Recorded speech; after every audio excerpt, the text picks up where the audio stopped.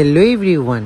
হ্যাঁ, জন্মাষ্টমীর ভিডিও যখন আপলোড করি তখন তোমাদেরকে কথা দিয়েছিলাম যে রাধা অষ্টমীর ভিডিও তোমাদের সাথে শেয়ার করব। তো এই ভিডিওটা হচ্ছে এই বছর আমাদের বাড়ির রাধা অষ্টমীর ভিডিও।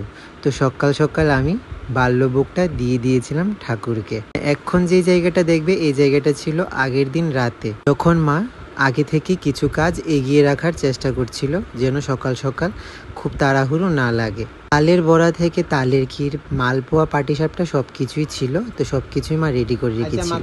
মাকে আমি একটা প্রশ্ন জিজ্ঞেস করলাম, তো শোনো তোমরা, বা দিনের বেলা এতটা পরিশ্রম করিয়া বানাও, তোমার কিরম লাগে? কোসেন ঠাকুরের লেগে কাজ করতে তো ভালোই লাগে। এটাই, ভগবানের জন্য সবকিছুই করা যায়, ভগবানের জন্য সবকিছুই সম্ভব সাধ্য মতো। তো ভগবানের জন্য করতে কারোরই কোনো অসুবিধা হয়নি। তো যেটা আমার মা বললো আর কি।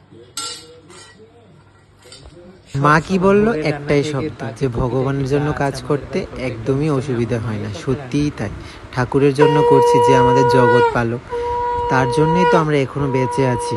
তার জন্য কিছু করতে ভক্তি ভরেই করতে হয়, মন থেকে করতে হয়। তো যাই হোক, সকাল সকাল বাল্যভোগ দেওয়ার পরে কি কি হচ্ছে তো সবটাই থাকবে এই ভিডিওতে। আগেও বলেছিলাম যে আমাদের বাড়ির প্রত্যেকটা ভোগের রান্না মাই নিজে হাতে রান্না করে। তো আমি এদিকে বসে পড়েছিলাম মালা বানাতে। তুলসী পাতা আর ফুল দিয়ে আগের যে মালাটা বানিয়েছিলাম, এটা তো অনেকটা আমি ভালোবাসা পেয়েছি তোমাদের কাছ থেকে। তো আবারও চেষ্টা করলাম যে এই মালাটা একটু নর্মালের মধ্যেই বানাবো। তো তুলসী পাতার মালাও বানালাম, ফলের মালাও বানালাম অভিষেকের জন্য।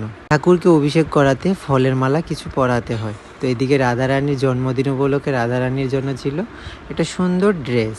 তো তারপর সেই মুহূর্ত, এখন এক এক করতে করতে আমরা সবাই রাধারানীকে অভিষেক করাবো। প্রথমে আমি করিয়েছিলাম, তারপর বাবাও করিয়েছিল, যখন বাবা জন্মাষ্টমীতে রাধা গোবিন্দকে অভিষেক করাতে পারেনি। তো তারপর মাও ছিল, ভাগ্নেও ছিল, ভাগ্নেও খুব সুন্দর করে অভিষেক করালো। অভিষেক করানোর পর রাধারানীর পছন্দের কিছু ফুলের মালা, কিছু ফুল আনার চেষ্টা করেছিলাম। তো সেইগুলোই আনলাম। এখন এক এক করতে করতে খুব সুন্দর করে রাধারানীকে সাজাবো। আমি যতটুকু জানলাম, রাধারানীর পছন্দের ফুল পদ্ম ফুল, জুঁই ফুল এবং কাঠগোলাপ। কাঠগোলাপটা ঠিকই আমি পাইনি, কিন্তু পদ্ম ফুলটা দেওয়ার চেষ্টা করলাম।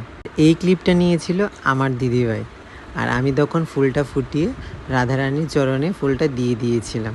তো তোমরা সবাই বলো তো আমার রাধারানীকে কেমন লাগছে ফুলের সাজে? তোমরা কমেন্টই করতে চাও না, কিন্তু আমাকে পার্সোনালি মেসেজ করো, কমেন্ট করো প্লিজ তোমরা সবাই। যেহেতু আমরা সবার জন্মদিনে কেক কাটি, তো কেন রাধারানী কাটবে না? আজ তো রাধারানীরও জন্মদিন। তো রাধারানীর জন্য আমি আনলাম একটা কেক, সাধ্যমতো যা রাধারানীর কৃপায় হয়েছে। তো ভোগগুলো এগুলি। আবারও বলছি, ভোগ দর্শনে নাকি দুর্ভোগ কাটে। তো তোমাদেরকেও ভোগ দর্শন করলাম। ভোগ নিবেদনের সময় নাকি বৃন্দাজিকেও গড়ে আনতে হয়। তো তার মাঝে আমরা বৃন্দাজিকেও গড়ে নিয়ে আসলাম। তো তারপর শুরু হলো আরতি। জন্মাষ্টমীর ভিডিওতে দেখেছিলি যে দিদিভাই আরতি করছিল, কিন্তু দিদিভাই এবার আমাকে বলল যে রাধা অষ্টমীর আরতিটা তুই নিজেই কর। তো আমি নিজেই চেষ্টা করলাম দিদির মতো করে রাধা অষ্টমীর রাধারানীর আরতিটা করতে। তোমরা অনেকেই জানো যে শঙ্খ হলো আমাদের শুভ শক্তির প্রতীক। তো শঙ্করধ্বনি বাজিয়ে পুজো শুরু হয় এবং পুজো শেষ হয়। তো তারপর রাধারানীর কেকটা আমি নিজেই কাটলাম, কারণ রাধারানী তো তখন চোখে গ্রহণ করে। শুধু রাধারানী না, সব ভগবানরে চোখে গ্রহণ করে। কালকেও মা রান্না করেছিল ভোগের রান্না, আজ সকাল থেকেও মা অনেকটা ভোগের রান্না করেছিল, কিন্তু কারণবশত অন্য কাজে ব্যস্ত থাকাতে আমি ক্লিপগুলো নিতে পারিনি, তো তোমাদের সাথে শেয়ারও করতে পারিনি। তো সবকটা ভোগ মা নিজে হাতেই রান্না করেছে, প্রত্যেকটা ভোগ এখানেই আছে। তো ভিডিওটা কেমন লাগলো জানিও আমাকে কমেন্টে। আর এখন প্রসাদ যাবে সবার বাড়িতে।